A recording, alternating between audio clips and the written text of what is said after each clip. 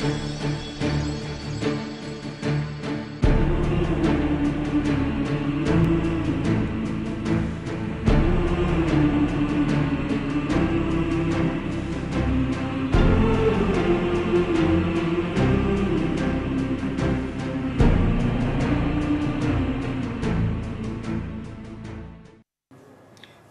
le chemin de potentiel vers les clés de l'invisible, chers messieurs, chères mesdames, bonsoir.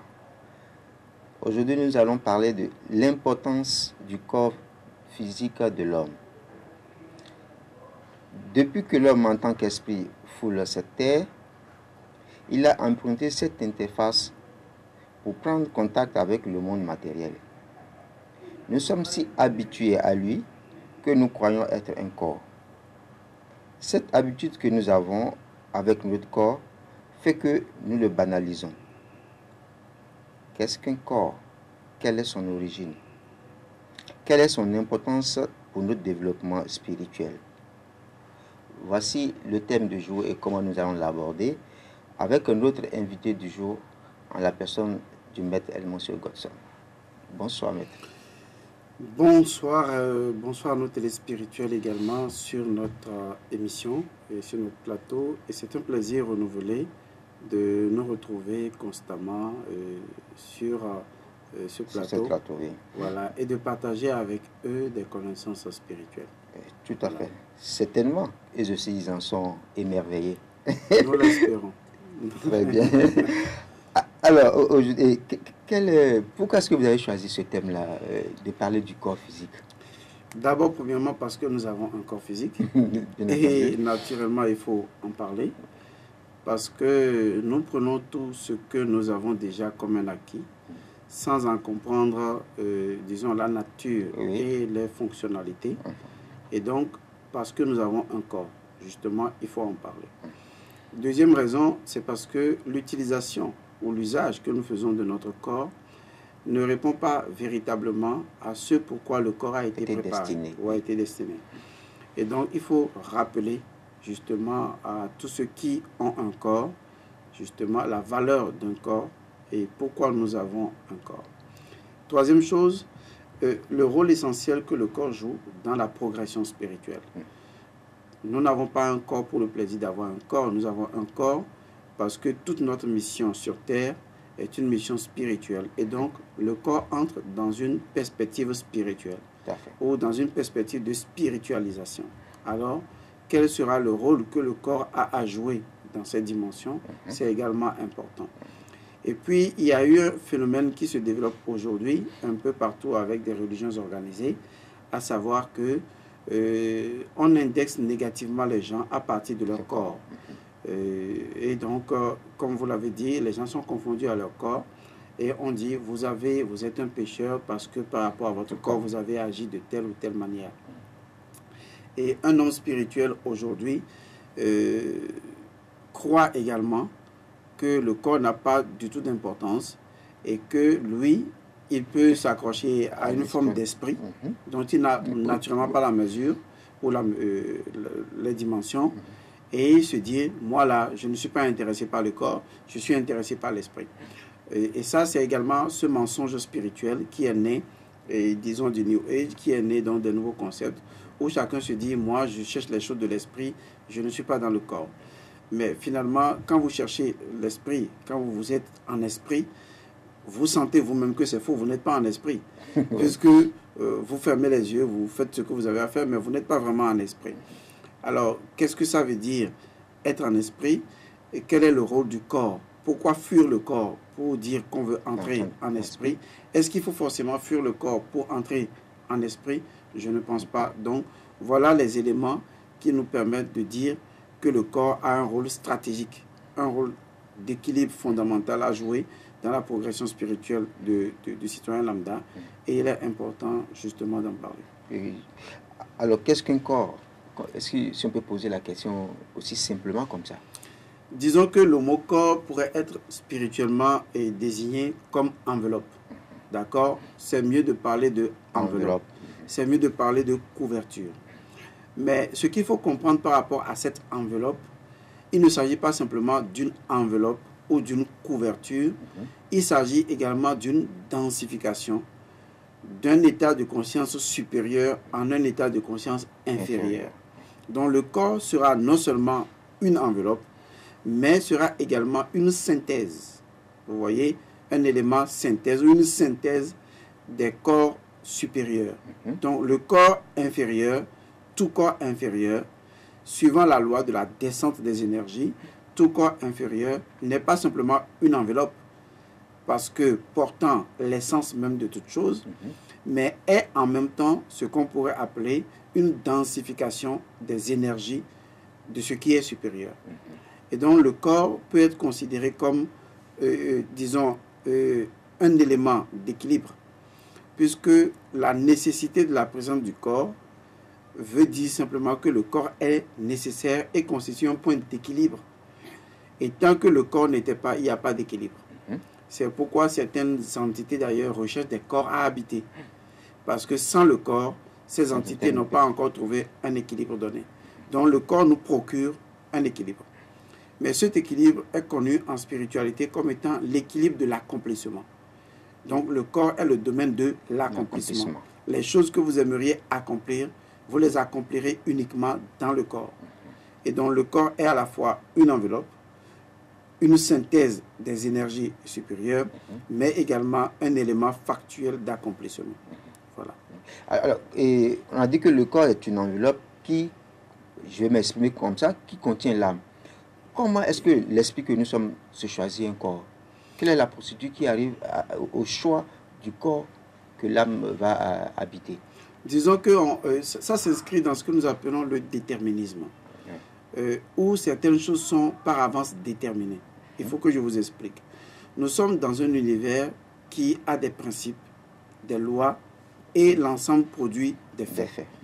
Alors, lorsque vous prenez aujourd'hui la loi de la réincarnation, et appelons cela ainsi, il se fait que chaque acte que nous posons, les intentions que nous avons, les émotions que nous avons, tout ce que nous faisons, crée au niveau de l'universel ou de l'univers un ensemble de données. Ok, parlons de façon informatique, un ensemble de données. Cet ensemble de données génère une fréquence vibratoire. Et donc cette fréquence vibratoire, après notre mort ou la mort dans cette incarnation, cette fréquence vibratoire doit maintenant chercher à revenir pour accomplir ou finir d'accomplir ce qu'elle avait commencé. Et donc l'ego intérieur ou la conscience spirituelle va se choisir un autre corps. Mais ce corps lui est prédéterminé. Ce corps lui est prédéterminé par les actes qu'il avait posés. Ce n'est pas qu'il est là et qu'on lui choisit juste un corps, mais ce corps lui est prédéterminé. Et donc, l'entité spirituelle elle-même va participer de manière karmique à la conception de son corps. Et donc, quand papa et maman vont se rencontrer, il y a d'abord un phénomène biologique naturel qui commence où spermatozoïdes et ovules se rencontrent. Et donc, il commence à se former un fœtus. Mais à partir d'un certain nombre de mois, notamment selon certains experts, à partir du 3e mois, l'âme qui a identifié ses parents qui constituent la trame de son karma va maintenant prendre la relève, n'est-ce pas? L'entité spirituelle va prendre la relève pour se choisir, n'est-ce pas, ce corps-là. Et va envoyer ce que nous appelons une entité élémentale pour représenter l'ensemble, disons, du processus d'incarnation actuel. Et donc, cette entité-là, qui provient de l'âme, en réalité, ou de la conscience de l'âme, ce qui reste de la conscience de l'âme, puisque quand l'homme meurt, il quitte le monde astral pour aller dans le monde spirituel avant de se réincarner. Donc, l'ego, la conscience spirituelle qui va se réincarner, envoie donc une entité qui va participer, n'est-ce pas, à la confection du corps physique. Raison pour laquelle vous allez voir que tel enfant est né handicapé depuis le ventre de sa mère, tel enfant est né aveugle depuis le ventre de sa mère, tel enfant est né avec telle malformation depuis le ventre de sa mère, ou cet enfant est né avec telle fragilité depuis le ventre de sa mère. C'est le choix que l'âme a fait avant son incarnation. Et dans ce choix, ce n'est pas simplement que le corps est fabriqué et l'âme vient choisir le corps. Non. C'est que le corps, dans sa formation, dans la formation du corps dans le ventre de la mère, l'âme participe déjà, avec les seigneurs du karma, participe déjà à la confection du corps qui lui est adapté. Et donc l'âme y participe avec une portion de son énergie. Et c'est justement cette portion de l'énergie de cette âme-là qui l'oblige à un moment donné à intégrer ce corps. Et il arrive également qu'au dernier moment, l'âme refuse d'intégrer le corps parce que tous les processus ne sont pas accomplis. En ce moment, on assiste à un mort-né. Et cette âme peut se réincarner encore dans ce corps ou trouver un corps qui s'apparente au corps qu'elle veut, avant donc de provenir à s'incarner. Donc, vous comprenez que le corps n'est pas simplement une enveloppe qui est ramassée de quelque part. Le corps fait partie, disons, d'un processus que la nature, l'âme et la conscience spirituelle initient de façon conjointe pour répondre à un déterminisme, pour répondre à un besoin spirituel, pour répondre à un accomplissement spirituel. Donc le corps est beaucoup plus complexe que ça. Tout à fait. Ce n'est pas simplement une simple enveloppe, c'est véritablement une matrice, un réceptacle d'un ensemble d'informations qui originent du monde spirituel et viennent trouver leur répercussion finale au niveau de cette enveloppe-là. Et donc, dans le corps, on peut trouver des informations qui concernent l'âme, on peut trouver des informations qui concernent l'esprit, on peut trouver toutes les informations, parce que c'est comme le dépôt, n'est-ce pas? Quand vous mettez de l'eau quelque part, il y a un dépôt. Oui. C'est comme si ce dépôt est l'information, détient toutes les informations de tout ce qui est du haut vers le bas. C'est très important de comprendre cela. Donc le corps physique est très, très, très important pour l'expression spirituelle, pour la réintégration divine et l'expansion spirituelle. Alors, dans le processus que vous venez de décrire, est-ce qu'on peut comprendre par là que, quelque part, nous devons être fiers de notre corps physique? Disons que le corps physique a une telle importance que nous devons lui accorder toute notre attention. Parce que beaucoup de personnes négligent leur corps pour dire vouloir donner la valeur à l'esprit. Ce n'est pas possible. Si vous êtes un homme spirituel, le premier corps que vous respectez, ce n'est pas votre esprit, puisque vous ne le connaissez même pas. Vous ne le voyez pas. Vous ne le voyez pas. Du moins pour le moment. Ce n'est pas votre émotion, vos émotions, parce que ce n'est pas le premier élément de contact que vous avez. Et si vous avez même ces éléments, vous ne les avez qu'à travers votre corps. Et donc, le corps est un élément prépondérant. C'est l'élément premier auquel vous devez accorder une très grande attention. Il ne faut pas se mentir en disant on veut aller dans l'esprit. Bon, dans l'esprit, vous n'avez aucune idée de être dans l'esprit. Celui qui va vous montrer le chemin pour aller dans l'esprit, c'est encore le corps. C'est pourquoi le corps n'est pas seulement une enveloppe, ni une matrice ou un réceptacle. Le corps est appelé la porte. Vous voyez, on l'appelle la première porte. C'est la porte par laquelle vous devez entrer dans la première dimension spirituelle. Maintenant, c'est à vous de décider, est-ce que vous voulez ouvrir ou non ce corps-là, ou cette porte. Et donc, c'est une porte essentielle. Le corps requiert toute votre attention. Vous lui donnez toute votre attention et vous montrez au corps du respect, de la considération, au même titre que vous devez respecter l'âme et l'esprit. Parce que c'est dans le corps que l'âme et l'esprit ont trouvé siège. Vous voyez, c'est dans le corps que l'âme et l'esprit ont trouvé siège. Je vous explique. Vous avez le corps, vous avez l'âme. Ce qui relie l'âme au corps, c'est le sang. Donc, le sang qui circule dans votre corps a permis à votre âme d'être liée à votre corps. Vous voyez, c'est très important. Alors, au niveau de votre âme est duel. Votre âme dégage électricité et magnétisme, qui ne sont que les effets d'un élément plus élevé, à savoir lumière et chaleur, qui appartiennent à la dimension de l'esprit. Et donc, l'âme n'est qu'une côte tirée de l'esprit. Ce qui veut dire que le comportement que l'âme a réagit directement sur l'esprit. Au même titre que le comportement que le corps a réagit immédiatement sur l'âme. Alors, le corps est donc la porte par laquelle vous êtes obligé de passer pour vous reconnecter à l'âme, pour racheter votre âme et en même temps réintégrer l'esprit. Du coup, la question est, pourquoi ce corps? Pourquoi j'ai ce corps? Qu'est-ce que j'ai à comprendre sur mon corps? Qu'est-ce que le corps, dans son état actuel, a à m'apprendre? Et c'est là que nous demandons à tous les initiés d'être à l'écoute de leur corps. Parce que le corps parle. Le corps nous parle. Le corps nous dit des choses. Mais si nous n'écoutons pas, nous allons croire que nous avons affaire à une chose morte, alors qu'en fait, le corps est une chose vivante. Une information. Le corps est une information. Et cette information, on a besoin de se l'approprier. Donc la première chose à faire avec son corps, c'est d'être à l'écoute parfaite de son corps. Une écoute, une attention parfaite à son corps. Et moi, je le fais très souvent. Tout ce que j'ai à faire, c'est d'étendre mon corps sur un lit ou une natte ou à même le sol, nu ou demi-nu ou habillé, ça importe peu. Et comme je serai à l'écoute de mes enfants ou à l'écoute de quelqu'un à qui je dois prêter toute mon attention, je me mets à l'écoute de mon corps. Et je dis à mon corps, maintenant, je suis prêt à t'écouter. Et c'est là que vous entendez le corps vous parler.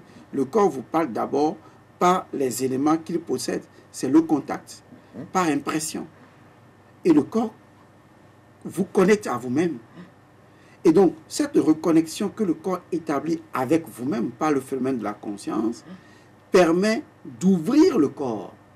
Parce que tant que le corps ne s'ouvre pas, vous ne pouvez pas vous connecter à l'âme. C'est pourquoi vous allez voir beaucoup de personnes qui appartiennent à des ordres mystiques, qui ont fait 20 ans des ordres mystiques, mais sont incapables de se connecter à l'esprit. Parce qu'ils ont négligé le corps. Ils ont négligé le corps.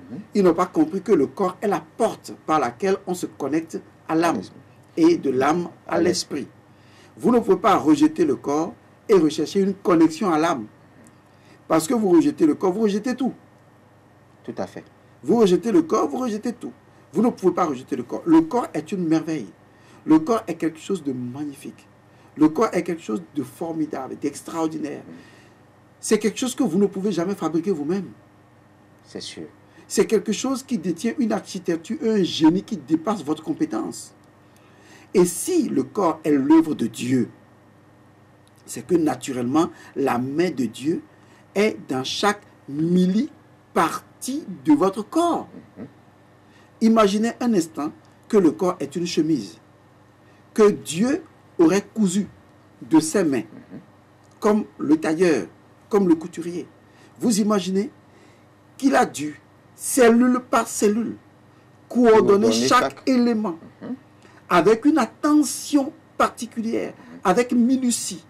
Vous imaginez Dieu en tenue de tailleur, en train de coudre le corps, de le perfectionner, de l'agencer et de veiller à ce que ce corps contienne un ordre, que ce corps contienne un équilibre, que ce corps contienne une harmonie et qu'il y ajoute un soupçon d'amour divin et que le tout devienne une machine bien huilée, capable d'appeler l'âme et de la maintenir en relation avec elle, est capable de permettre à l'âme d'attraper l'esprit et de le maintenir avec elle, et que les trois corps, âme, esprit, soient harmonieusement agencés.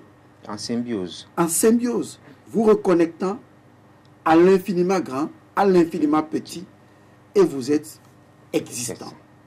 Vous voyez que vous pouvez être en train de parler, que vous pouvez être en train de comprendre. Vous imaginez, on vous dit un mot et vous comprenez. Oui. Qu'est-ce qui induit le processus de la compréhension? Ça veut dire qu'il y a une harmonie parfaite entre l'esprit, l'âme et le corps, pour que quand on dit, venez ici, vous comprenez ce que ça veut dire. Oui. Si tout de suite l'âme dit, moi je ne suis plus dans cet équilibre, votre corps ne répond plus. Si l'esprit dit, moi je ne veux pas comprendre, votre corps et votre âme ne répondent plus. Ça veut dire que le corps est en synchronicité avec votre âme et avec votre esprit. Et un organisme qui peut vibrer en symbiose avec l'immatériel et l'immortel, c'est un organisme à ne pas banaliser. Parce que si un corps physique, si physique et si humain soit-il, si banal soit-il, est en mesure de faire fréquencer une âme et un esprit immortel, c'est que ce corps détient en lui-même des éléments divins qui l'autorisent à le faire. Tout à fait. Et c'est pourquoi le corps est important. Il est magique. Il est formidable. Aujourd'hui, il y a des maîtres qui peuvent vivre pendant 500 ans. Si le corps n'était pas important, ils ne seraient pas en train de vivre pendant 500 ans. Parce qu'ils savent que le corps physique, ce n'est que du corps astral densifié. Et que le corps astral, ce n'est que de l'esprit densifié. Alors, en réalité, nous sommes en train de densifier le divin. Et le corps est une portion du divin. Dieu a un corps et c'est l'univers. Tout à fait. Exactement. C'est peut-être effrayant, mais c'est de la vérité. C'est une vérité effrayante et les vérités ont toujours effrayé. Et c'est pourquoi les hommes ont toujours préféré rentrer dans des formes d'adoration bêtes pour ne pas accéder à la clairvoyance par la connaissance. Malheureusement. Mais qu'il le veuille ou pas, la connaissance est un chemin obligatoire que tôt ou tard, tout incarné est obligé de prendre. S'il ne prend pas ce chemin, il ne peut pas s'éveiller. Impossible. Si le corps est la représentation de Dieu, ou disons est Dieu, ça ne vaut pas la peine de chercher Dieu, puisque nous l'avons déjà devant nous. Vous savez, c'est comme lorsque vous voulez chercher quelque chose et vous voulez chercher la chose dans ses dimensions les plus parfaites. Vous ne pouvez pas finir cette quête. C'est une quête éternelle. Dieu n'est pas une structure finie, mais il commence du fini et ne finit pas dans l'infini. Il commence du fini et il ne finit pas dans l'infini. Et par conséquent, Dieu n'est pas une réalité qu'on peut arrêter de cerner. C'est une réalité que nous continuons à cerner encore et encore, suivant des niveaux de conscience encore plus élevés. Mais je me rappelle un jour, au cours d'un voyage hors du corps, j'étais en dehors de mon corps, et je me suis retrouvé dans le monde intérieur avec le maître spirituel, mon initiateur. Et c'est lui qui était chargé de m'initier. Et donc lui et moi, nous étions dans l'un des temples de la connaissance du monde intérieur spirituel, avec d'autres étudiants, d'autres élèves. Et après, je me suis rapproché du maître et je lui ai posé une question. J'ai dit, maître, Dieu c'est quoi? Il me répond en disant, ce n'est pas une réalité qu'on peut définir. Mais pour ta représentation, c'est l'ensemble de tous les états de conscience infinis qui existent. Lorsque j'ai vécu d'autres expériences, que je suis revenu à moi, et j'ai l'habitude d'écrire toujours mes voyages hors du corps dans un carnet, j'ai pris mon stylo et j'ai écrit. Et j'ai écrit la réponse du maître intérieur qui m'a dit, Dieu, on ne peut pas le définir, mais en termes de représentation, c'est l'ensemble de tous les états de conscience infinis qui existent. J'ai dit, waouh! Alors, finalement, j'ai commencé à rechercher ce qu'on appelle les états de conscience. C'est une autre question. Exactement. Et j'ai commencé à comprendre alors que chaque conscience est un état pouvant générer d'autres états. Et que chaque conscience étant un état, chaque individu fait partie de la nature même de ce qu'est Dieu. Et j'ai compris également que Dieu n'est pas un être humain barbu, mais que Dieu, en réalité, c'est la réalité. Et donc, que vous soyez animaux, que vous soyez végétaux, que vous soyez chimpanzés, que vous soyez pierre, que vous soyez étoile, que vous soyez soleil, lune ou univers, que vous soyez homme noir, homme blanc, que vous soyez même extraterrestre, j'ai commencé à comprendre que Dieu est l'ensemble de tout ce qui existe. Tout ce qui existe. Et donc, en fait, je vis en Dieu et Dieu vit en moi. Et tous les gens que je rencontre ne sont que des états de Dieu à des niveaux différents. C'est véritablement un impact qui a changé ma vie parce que j'ai commencé à comprendre que je rencontrais Dieu tous les jours. Et que chaque personne que je rencontrais était l'image vivante même de Dieu. Et que chaque chose que je rencontrais était Dieu. Et que chaque situation était un événement divin. Et que le soleil pouvait être vu comme étant une réalité divine. Qu'en réalité, nous étions dans un processus divin, sans même nous en rendre compte. Et que le maître voulait que je prenne conscience de cet état des choses. Alors, je voudrais donc vous dire que l'initié qui comprend que le corps qu'il a fait partie du corps de Dieu, que son âme fait partie de l'âme de Dieu, et que son esprit fait partie de l'esprit de Dieu, il vit la réalité de Dieu dans le moment présent. Dieu, on ne peut lui donner aucune représentation mentale. Il est justement ce qu'on ne peut jamais représenter. L'ensemble de tout ce qui est et existe. Voilà. Est-ce qu'on peut parler des fonctionnalités du corps? Disons que de manière spirituelle, le corps existe primordialement pour incarner les vertus de l'esprit à travers l'âme. Parce que nous sommes esprits et nous avons besoin de faire certaines expériences. Les expériences que nous faisons développent les pouvoirs divins qui sommeillent en nous.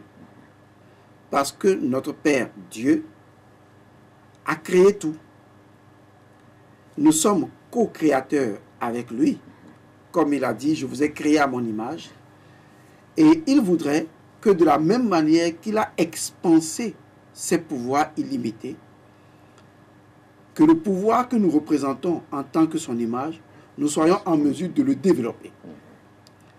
Et pour le développer, nous allons travailler dans les mêmes mondes que lui-même. Dieu a travaillé en esprit, dans la dimension de l'esprit. Il a travaillé en âme, dans la dimension de l'âme. Il a travaillé en corps, dans le monde physique, où tout ce qui existe, il l'a créé. Maintenant, pour l'avoir fait, il nous a montré le chemin et il dit, vous pouvez faire exactement pareil. Comme le Christ l'a dit d'ailleurs, pour confirmer. Et donc c'est à nous aujourd'hui de prendre conscience du potentiel divin que nous sommes, du Dieu que nous sommes, du parole de Paul qui dit, ne savez-vous pas que vous êtes le temple de Dieu et que l'Esprit de Dieu est en vous? Mais la phrase devait pouvoir continuer en disant que cet Esprit de Dieu qui est en vous est vous et que vous devez pouvoir vous en approprier pour en rendre fonctionnel et illimité les pouvoirs qui sont en vous. C'est en ce moment que vous pouvez accomplir de grandes choses à la mesure du Père. Donc nous ne sommes pas là pour adorer Dieu, nous sommes là pour accomplir Dieu. Je le dis tout souvent à tous ceux qui m'écoutent. Nous ne sommes pas là pour adorer Dieu, nous sommes là pour accomplir Dieu. Et la véritable adoration, c'est l'accomplissement de Dieu qui est en nous. Le jour où nous allons accomplir le Dieu qui est en nous, nous allons voir que c'est véritablement cela l'adoration. Mais tant que nous ne connaissons pas ce Dieu et que nous ne l'avons pas accompli, nous ne pouvons pas prétendre adorer. Parce que, qu'adorons-nous? Comment un ignorant peut-il prétendre adorer? un ignorant ne peut pas prétendre adorer parce qu'il ne sait même pas ce qu'il adore. C'est ce que nous appelons de la superstition. La véritable adoration est le fruit de la renaissance et de la connaissance. Et la connaissance vous conduit à l'accomplissement. Et lorsque vous avez fini d'accomplir Dieu, lorsque vous êtes en train d'accomplir Dieu, vous êtes alors en train d'adorer Dieu. La véritable adoration est l'accomplissement de Dieu. Vous devez accomplir Dieu dans chacun de vos actes, dans chacune de vos émotions, dans chacune de vos pensées. Vous devez accomplir Dieu. Vous devez incarner Dieu. Encore et encore à des niveaux de Dieu encore plus grands, dans une version plus grande de la version la plus élevée. Et ça, c'est ce que vous êtes. Mais si aujourd'hui, nous sommes encore des êtres humains rampants, sans avoir le pouvoir de voler dans les airs, de disparaître ou de faire des choses, cela veut dire que nous n'avons pas encore exploité les pouvoirs illimités de notre Père qui sommeille en nous. Si aujourd'hui on peut encore parler de pauvreté, de misère, où des êtres humains normalement constitués sont incapables de manger à leur faim, c'est parce que les êtres humains n'ont pas encore optimisé le pouvoir du Père qui sommeille en eux. Le jour où ils seront en mesure de le faire, ils verront que l'abondance est la nature même du Père et qu'à tout moment, ils peuvent avoir ce dont ils ont besoin. Voilà de quoi il s'agit. Voilà réellement pourquoi nous sommes là. Et le corps est éduqué à manifester les pouvoirs de Dieu, les vertus de Dieu, à les accomplir. Voilà les fonctions primordiales du corps. Vous allez me dire, mais et le fait de manger, et le fait de faire l'amour, et le fait d'aller au boulot, et le fait de... Ce sont des fonctions usuelles, mais ce ne sont pas des fonctions prioritaires. Les fonctions prioritaires, c'est d'accomplir les dimensions de l'être divin qui sont en nous. C'est tout. Le reste là, ça vient après par sur quoi. C'est des accessoires.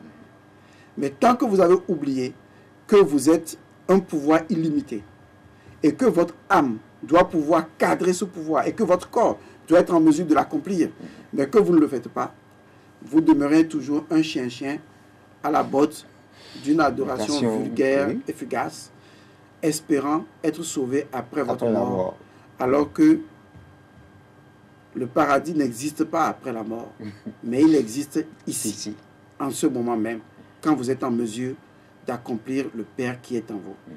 Et je me rappelle d'une phrase de Jésus-Christ qui dit « La vie éternelle, Père, c'est qu'ils te connaissent toi, le véritable Dieu. » Ce qui veut dire qu'en fait, la vie éternelle n'est même pas un lieu.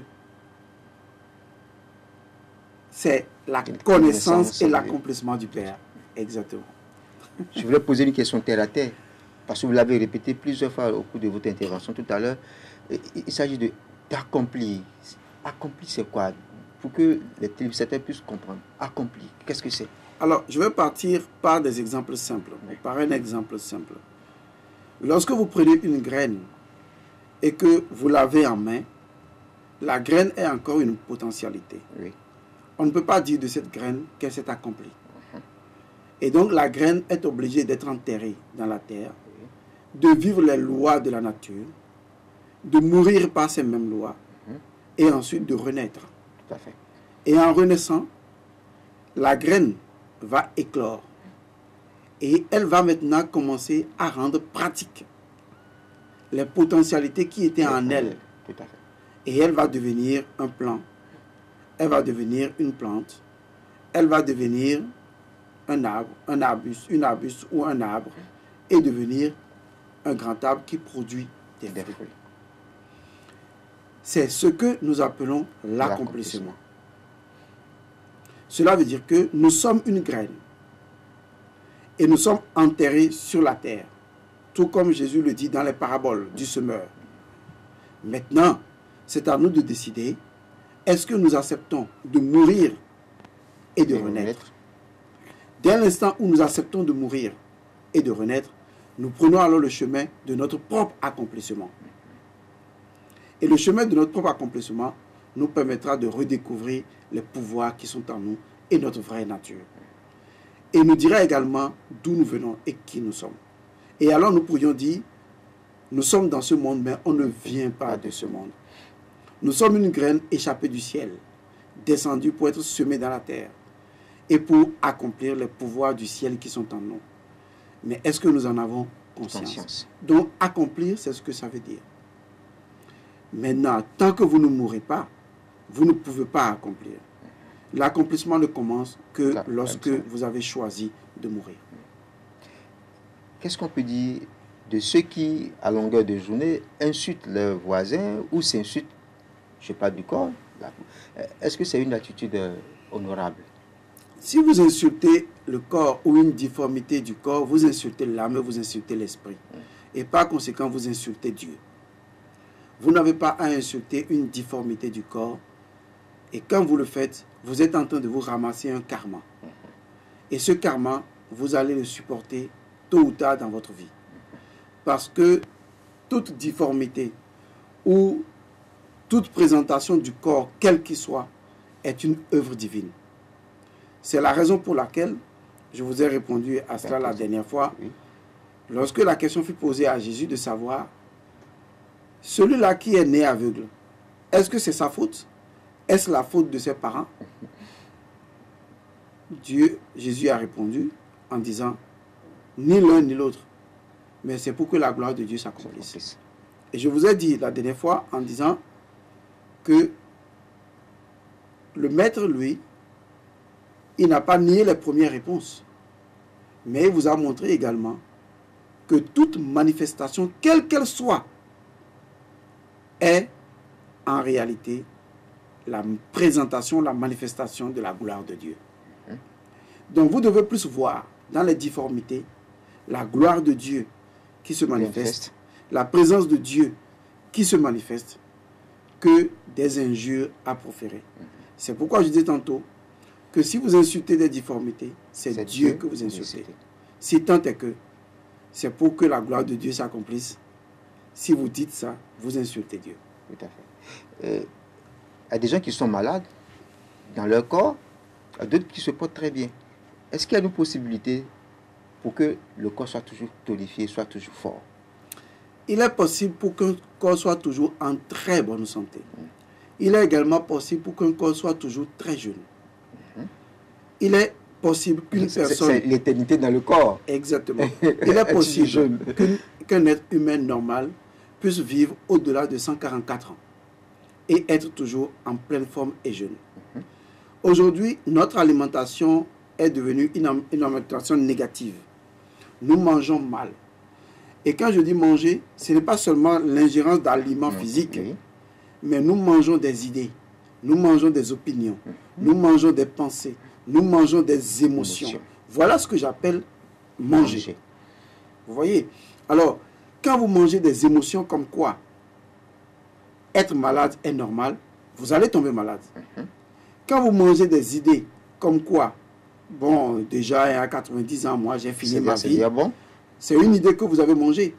Vous obligez votre corps à accepter cette vérité. Parce que le corps, il est là pour accomplir l'esprit et l'âme. Maintenant, la question est de savoir, qu'est-ce que vous mettez dans l'esprit et qu'est-ce que vous mettez dans l'âme? Quel que soit ce que vous y mettez, le corps l'accomplira. Alors, si vous dites la limite d'un âge pour être en bonne santé, pour être tonifié, c'est 70 ans, c'est normal qu'à partir de 50 ans, 60 ans, vous ressentiez les prémices, n'est-ce pas, de la vieillesse. La vieillesse est une erreur. C'est vrai, elle est naturelle, mais elle est une erreur aux âges où elle vient. Parce que un être humain normal doit vivre jusqu'à 144 ans, au moins. Je dis bien jusqu'à 144 ans au moins. Mais pourquoi le corps vieillit vite? Le corps vieillit vite tout simplement parce que le corps ne bénéficie pas de l'apport du corps astral ou de l'âme et du corps spirituel qui doivent lui fournir l'énergie supplémentaire dont le corps physique a besoin. Et c'est là que vous comprendrez les propos métaphysiques. L'homme ne vit pas que du pain. Le pain, il en vivra. Mais S'il peut être en mesure de vivre de l'énergie spirituelle à 80% et de l'alimentation physique à 20%, il va multiplier, quadrupler, septupler son existence. C'est ce qui fait que certains maîtres ont la possibilité de vivre pendant des années. Parce qu'ils peuvent faire participer l'esprit et son énergie, l'âme et son énergie, à nourrir l'énergie du corps. Mais quand vous êtes tout le temps stressé, quand vous êtes angoissé, quand vous êtes nerveux, quand vous êtes frustré, quand vous avez des blocages émotionnels en vous, vous empêchez la libre circulation des énergies de votre corps. Parce que votre corps est une machine bien huilée. Quand les choses ne circulent plus bien, le corps est endommagé.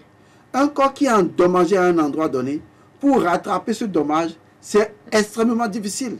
Donc l'habitude doit être prise à la base. Pour que l'enfant comprenne que son corps peut vivre plus longtemps, aussi longtemps qu'il le souhaite, aussi longtemps qu'il le lui permette. Écoutez, il y a des gens qui achètent une voiture et 2 ans après, vous méconnaissez la voiture. Tout à fait. 3 ans après, vous méconnaissez la voiture. Mais il y en a qui ont des voitures et 10 ans après, vous avez la voiture comme neuve. Pourquoi? Parce que c'est l'entretien. C'est l'entretien. C'est l'importance qu'il accorde à sa voiture. Et vous allez voir que les personnes qui sont riches n'ont pas forcément beaucoup d'habits, mais achètent des habits de qualité pour ne plus avoir à porter de mauvais habits. Mais ils portent souvent les mêmes tenues, mais ce sont des choses de qualité. Et donc ça ne s'use pas vite. Mais le pauvre, il a une attitude de pauvreté.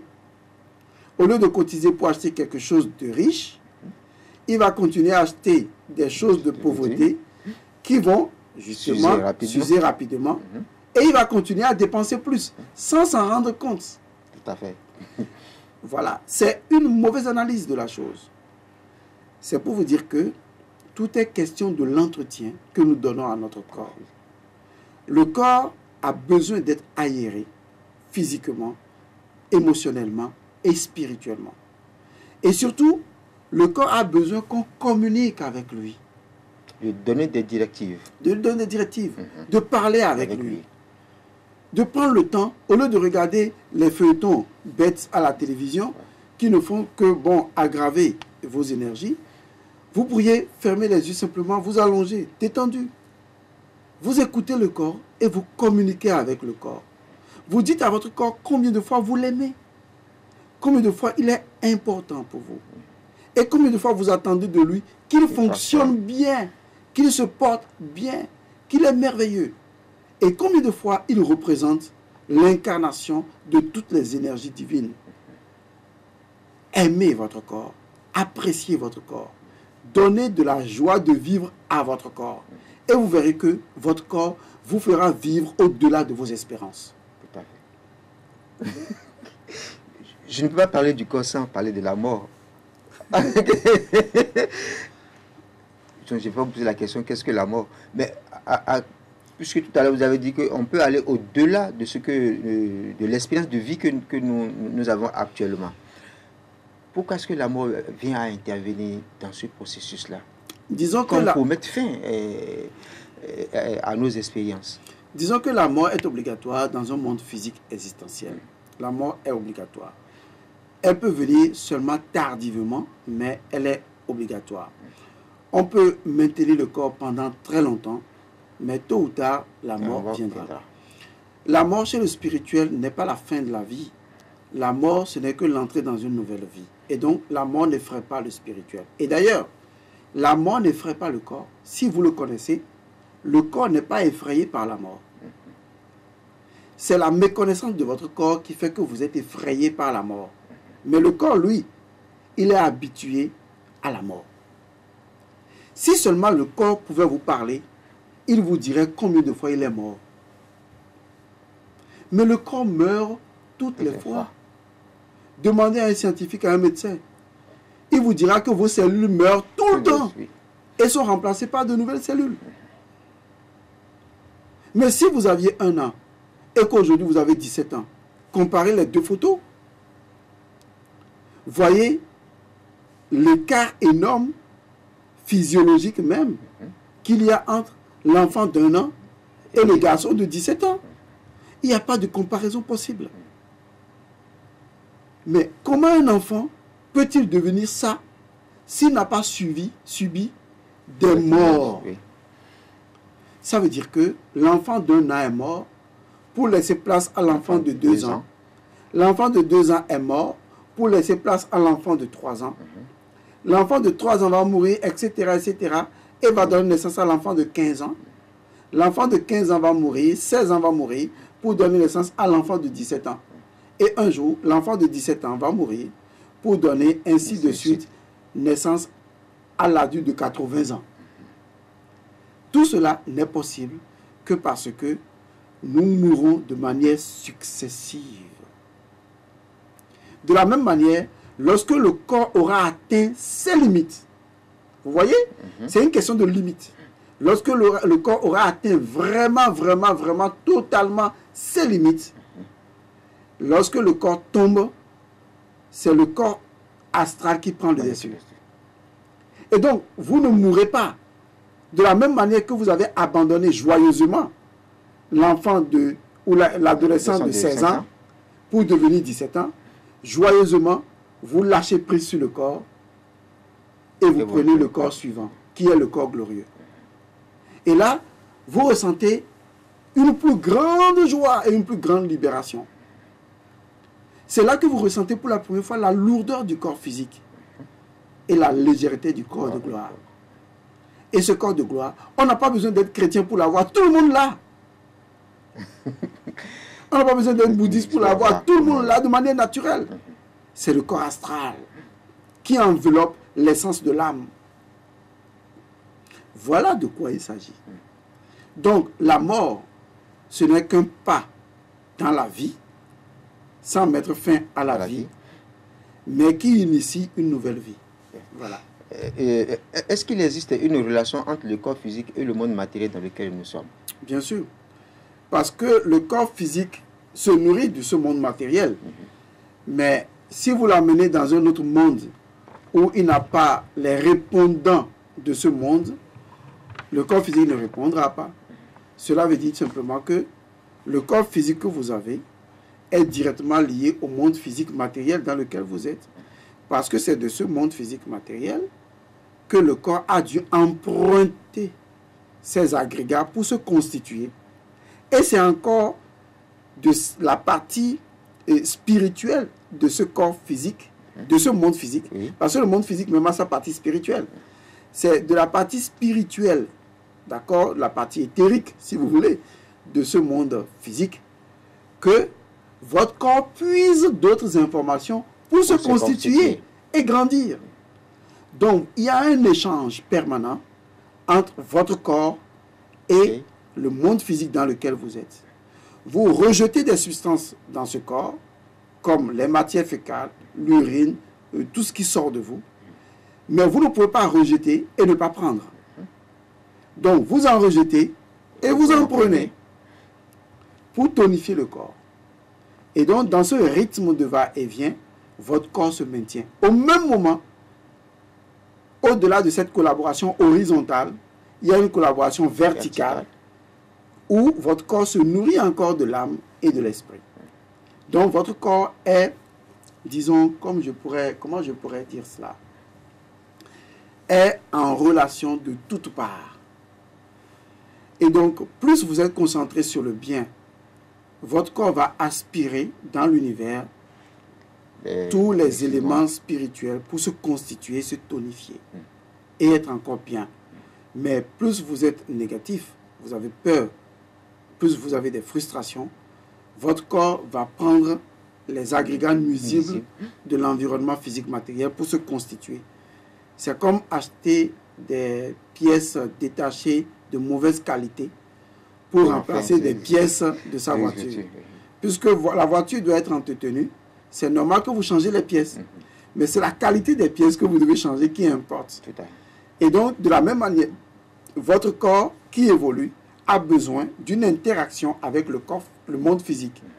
Maintenant, c'est vos pensées, vos émotions qui définissent la qualité du matériau à prendre pour constituer votre corps physique, sa beauté, sa résistance, sa maintenance. Tout cela dépend de vous.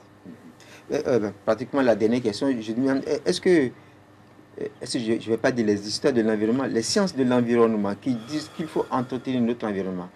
C'est-à-dire qu'il y a une relation entre l'environnement, le monde physique et notre corps. Cela voudrait dire que lorsque nous entretenons notre environnement, cela est pour le bien de notre corps physique. C'est pourquoi je disais tantôt dans plusieurs de nos émissions que toutes les sciences qui existent ont pris leur origine de la spiritualité.